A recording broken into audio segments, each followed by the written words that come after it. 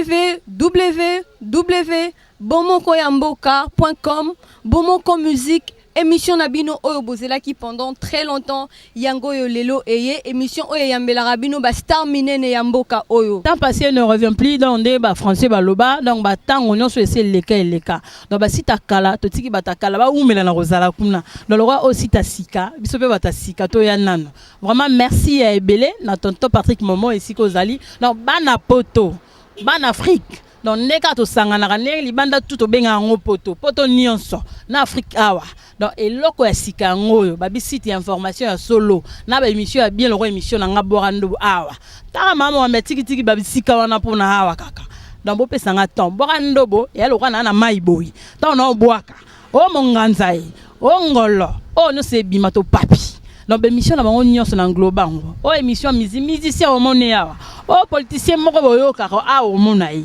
Oh mtate être ah on a borando bazali oh ambiance qui chasse zoé banate na kata borando bonanga Yvonne Mianda maman mo veut dire na zongi TV na ngana tika mais le quoi ça tonton Patrick Momo na zongi oh bando na Bilbao bana posta na bando na France bana besoin mona nga bayana bana Kenya bana besoin na bando na Brazza bana besoin na da bando na ya mokili bana besoin ba revivre maman mokambia batana ce qu'on a battu sika donc na katia Bomoko ya mboka 3.w quoi non www.bomokoyamboka.com toi vraiment bomoko na bino ndenge bo pesi so temps biso pe to pesi bino temps ya to sangana tala idée depuis ba site bima na nzo ba likanisi ya union ya do lela pona uti musika ta na tika weekend na tourna pona sala en tout cas tonton Patrick Momo merci na yo po tala idée ozu ya unité.